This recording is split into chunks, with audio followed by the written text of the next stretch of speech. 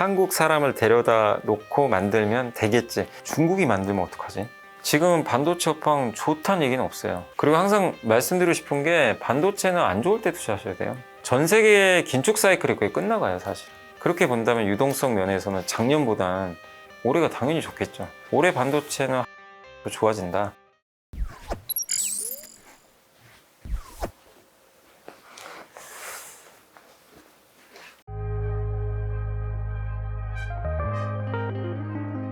근데 저는 사실 좀 이제 그거 보면서 아니 왜 이 버핏 이 할아버님이 왜 단타를 하시지? 저는 좀 그랬어요. 그러니까 이게 주식을 그때 3분기에 많이 샀잖아요. 이렇게 내려올 때 비싸게도 샀거든요. 보니까 익절했다고 그러더라고요. 약간 수익 보고 약수익인데 뭐 그렇다고 큰 수익도 아니고 이거 왜 그랬지? 그러니까 제가 봤을 때는 TSMC를 산 이유도 명확하진 않아요. 다 추측만 한 거죠. 그때 이제 워런 버핏이 샀을 때 애플을 갖고 있으니까 애플의 그 반도체 만들어주는 회사가 TSMC니까 아, 공동 운명체다. 그리고 그때 나왔던 얘기는 야, 이제 드디어 버핏 이 할아버님도 4차 산업혁명 시대에 꽂혔구나. 좋게 보는구나. 왜냐하면 파운드리 없으면 못 하거든요. 그잖아요. 이걸 할 수가 없고 인공지능도 못 하니까 와, 그래서 옛날 가치주나 이런 것만 사시는 분인지 알았더니 이제 좀 바뀌었나? 이랬는데 웬걸 그냥 1분기 만에 거의 다 던져버렸거든요. 그러니까 왜 팔았는지는 알 수는 없는 것 같아요. 그러니까 자기 성향에 이제 좀 워낙 싸니까 TSMC가 그때만 해도 되게 싸게 거래됐잖아요. 시장에 오해도 있었고 뭐 대만과 중국과의 관계 이런 것 때문에 폭락하니까 좋은 기회라고 해서 산 것 같긴 한데 본인이 생각했을 때는 반도체 경기가 생각보다 좀 오래 갈 것 같다. 안 좋은 게 이렇게 생각했을 수도 있어요. 또 자기 성향이 안 맞았을 수도 있고 그래서 판 것 같은데 우리가 뭐 워런 버핏의 스타일은 항상 장기 투자하고 오래 갖고 가고 그래서 그런 거 생각하면 굉장히 좀 황당한 일일 수도 있지만 예전에도 이런 경우들이 있었어요. 옛날에도 그 항공주 사가지고 대규모 손절한 적도 있거든요. 왜냐하면 그러니까 저도 약간 헷갈리는 게 옛날에 분명히 본인 책에 뭐라고 써 있었냐면 나는 항공주 투자 안 한다. 이건 기본적으로 여기는 장기 투자할 모델이 아니다. 근데 항공주 잔뜩 샀다가 2020년에 바닥에 다 던져버린 거예요. 그게 어디였죠? 코로나 때 다 던져버린 거예요. 그 엄청난 손해를 보고. 그러니까 우리가 너무 그냥 워런 버핏을 그냥 신적으로 볼 필요는 없는 것 같아요. 그분도 생각이 다 있잖아요. 그리고 그 사람도 신도 아니고 틀릴 때도 있으니까 저는 그냥 그렇게 생각합니다. 너무 그거 뭐 TSMC 또 단타 쳤다고 뭐 반도체 안 좋다 이렇게 볼 필요까지는 없고 우리가 그 속내는 알 수 없지만 어쨌든 워런 버핏 입장에서는 오래 갖고 갈 만한 지금 업황은 아니다라고 좀 봤던 것도 같아요. 근데 저는 어쨌든 그걸 떠나서라도 어쨌든 TSMC는 세계 1등 기업이고 우리 한국으로 놓고 보면 이제 TSMC랑 삼성이 경쟁을 할 텐데 아직은 안 되죠. 안 되지만 저는 시간이 지나면 지날수록 삼성이 어느 정도는 좀 따라가지 않을까 이렇게 보고 있고 그리고 항상 말씀드리고 싶은 게 반도체는 안 좋을 때 투자하셔야 돼요. 항상 느끼는 거지만 삼성전자도 2년 전에 9만 원까지 갔다가 한때 5만 원대까지 떨어졌지만 지금은 반도체 업황 좋다는 얘기는 없어요. 근데도 주가는 좋잖아요. 그게 왜냐하면 올해 하반기부터는 좋아진다라는 얘기가 나오고 또 한 가지가 챗 GPT 요거 하려면 반도체 있어야 되거든요. 근데 그 메모리 반도체를 만들어주는 기업들은 사실상 한국 기업밖에 없거든요. 그래서 장기적으로는 그런 또 모멘텀도 있기 때문에 저는 오히려 이렇게 노이즈가 많고 반도체 안 좋다는 얘기가 자꾸 나올 때 그럴 때 좀 싸게 거래될 때 투자하시고 반대로 이제 또 뭐 올해 가을이 될지 내년이 될지 모르지만 그때쯤 되면 또 반도체 좋다는 얘기가 많이 나올 거예요. 늦어버려요 또. 이미 주가 미리 올라가 있으니까. 그래서 항상 좀 역으로 좀 투자하셨으면 좋겠습니다. 그리고 제가 반도체를 왜 이렇게 말씀드리냐면 근데 기본적으로 반도체는 꾸준히 성장하는 산업이에요. 왜냐면 수요가 꾸준하거든요. 이게 수요가 일시적으로 사이클은 타는데 장기적인 수요는 이렇게 가거든요. 왜냐면 우리 반도체 없이는 살 수 없는 시대잖아요. 그리고 만드는 업체는 3개밖에 없잖아요. 공급은 제한적이고. 그래서 장기 투자가 충분히 저는 가능하다. 쌀 때만 사신다면.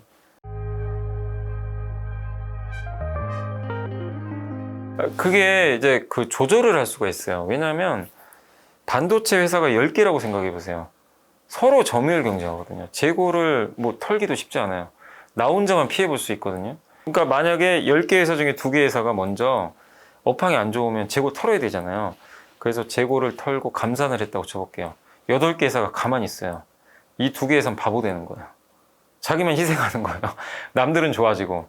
근데 그럴 수가 있는데 메모리는 3개밖에 없어요.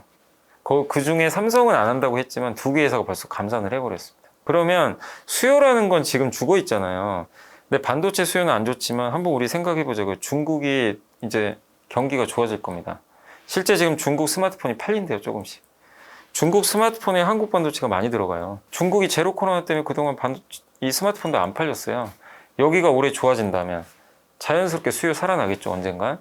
그리고 공급은 줄인단 말이에요. 그럼 어떻게 돼요? 시간 문제라는 거죠, 결국. 그러니까 이거를 조절할 수가 있어요. 이 업체가 3개밖에 안 되다 보니까. 그래서 반도체는 충분히 좀 그런 면에서 사이클만 잘 이용하시면 투자할 만하다, 이렇게 보고 있습니다.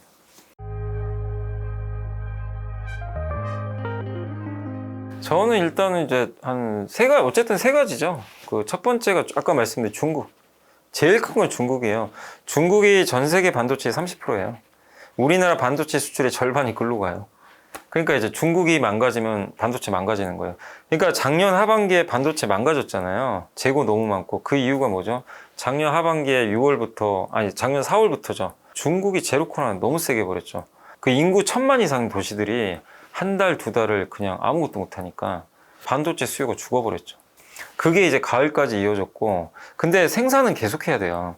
반도체 공급을 줄일 수가 없어요. 24시간 찍어야 되거든요. 공장 돌렸다 멈추면요, 그 비용이 엄청나거든요. 그래서 이건 계속 찍는데 수요는 없으니까 어떻게 됩니까? 재고가 점점 쌓이는 거죠. 그래서 그게 지금까지 온 거예요. 그리고 작년에 이제 가을부터 중국이 리오프닝을 시작했지만, 리오프닝 한다고 바로 경제가 돌아서는 게 아니잖아요. 왜냐하면 이제 확진자가 급증하니까 사람들이 또 안 나가요, 그때는. 그래서 이제 끝난 것 같더라고요. 지금 중국도 보니까 이제는 확진자 줄기 시작하고. 그래서 중국이 본격적으로 살아나는 건 이제 3월 아닌가, 3월이나 4월 정도. 그러면 2분기, 3분기로 갈수록은 우리 한국에 수출하는 반도체가 많이 들어가겠죠. 그럼 작년과 정반대 현상이 나올 거예요. 그리고 아까 말씀드린 대로 공급 줄이잖아요. 요게 한 가지가 있어요. 그래서 올해 반도체는 하반기부터 좋아진다, 이게 있고, 또 반도체 주가에 영향을 주는 것 중에 하나가 전 세계 유동성입니다. 돈을 푸냐 조이느냐 이건데, 그래서 전 세계가 금리를 올리잖아요. 반도체 주가는 안 좋아요. 작년에 반도체 주가 안 좋은 이유 중에 하나가 다 금리 올렸잖아요. 중국 빼고.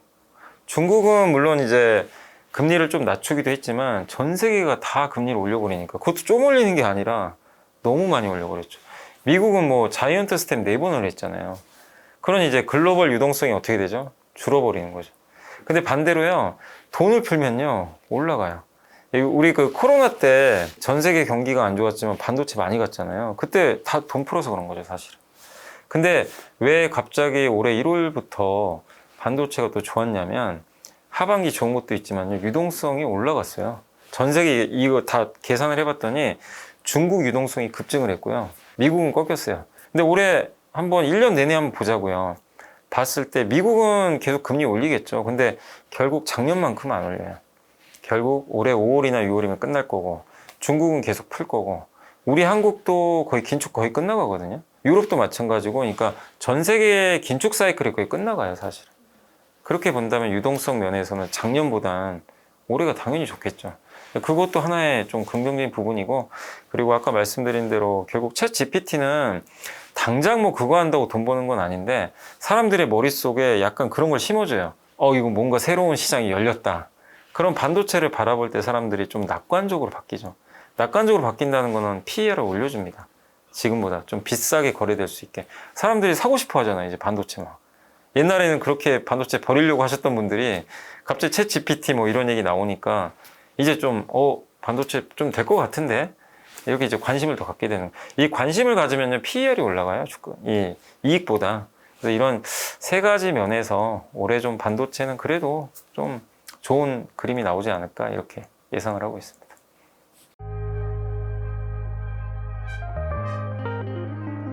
그게 이제 항상 있어요. 그리고 제가 기억하기로는 이제 중국이죠, 대부분. 중국에서, 왜냐하면 중국은 기술이 없으니까 한국 사람을 데려다 놓고 만들면 되겠지. 이게 처음은 아니고 몇 년 전부터 되게 많았어요. 그래서 이제 우리나라도 좀 예전부터 걱정했던 게, 많은 이 반도체 투자하시면서 제일 걱정한 게 그거거든요. 중국이 만들면 어떡하지? 이게 정말 이건 초대형 악재거든요. 중국이 삼성전자처럼 만들면 답이 없어요. 경쟁자가 생기잖아요. 여긴 또 가격을 막 후려칠 텐데. 그럼 삼성전자는 정말 이제 힘들어지는 건데, 그래서 걱정했던 게 이거 기술 빼가가지고 저기다 공장 지어가지고 똑같이 만들면 어떡하지? 근데 그건 걱정 안 하셔도 되는 게 인력 유출이 좀 있었잖아요. 그래서 인력 갖다 놓고 똑같은 그걸 해가지고 만들었는데 안 나와요. 수율이 안 나와요, 수율이. 장비가 그럴 수도 있고 장비 컨트롤하는 게 좀 약간 그럴 수도 있고, 그러니까 이게 그냥 단지 사람 갖고 동작 만든다고 되는 문제는 아니더라고요. 그만큼 반도체가 만들기가 되게 어렵고, 어떤 분은 그 얘기 하시더라고요. LED 있잖아요. LED 칩 조그만 거, 이거는 오늘 딱 만들잖아요. 아침에 저녁에 나온대요. 그 예를 들면 금방 나오죠. 근데 LCD 있죠. LCD인가 이거는 일주일 걸린대요. 근데 반도체는 이게 얼마 걸리냐면 3개월. 지금 딱 투입을 하면 3개월 후에 완성품이 나와요. 그만큼 이제 어려워요. 이 격차가 있으니까 못 따라가는 거예요. 점점 더 벌어지죠. 그러니까 중국이 그래서 몇백 조 투자했는데 망했잖아요. 제가 알기로는 칭화윤인가? 망한 걸로 알거든요. 그래도 지금도 해요. 근데 이제 중국은 더 힘들어진 게, 미국이 우리 한국 입장에서 다행이죠. 반도체 장비 수출 금지시켰고, 그 장비가 없으면 계산기에 들어가는 반도체 만들어요. 지금 실제로 보면 애플 아이폰에도 납품할 뻔했잖아요. 그 정도 기술력은 돼요. 근데 문제는 뭐냐면 반도체는 점점 고사양해야 됩니다. 장비가 못 들어가죠. 미국에 첨단 장비가 없으면 옛날 반도체 만들어야 돼요. 누가 쓰겠어요, 그걸. 그렇기 때문에 중국은 사실상 이제는 반도체 굴기는 지금 현재 국면에선 거의 불가능하다. 자기네가 이제 뭐 만들려고 노력은 하겠지만, 현재로서는 이건 삼성도 하이닉스도 똑같아요. 삼성 하이닉스도 네덜란드, 일본, 미국 장비 없으면 첨단 반도체 못 만듭니다. 누가 그러더라고요. 반도체는 장비빨이래요. 2차 전지 소재빨이고. 그 얘기를 하더라고요. 그러니까 장비가 그만큼 중요해요. 그러니까 이제 바이든 대통령이 장비 수출 막아버린 거예요. 그 이유 때문에. 그래서 한다고 해도 인력만 가지고 되는 문제는 아니다. 장비가 없으면 사실상 불가능하다. 이렇게 좀 말씀드리겠습니다.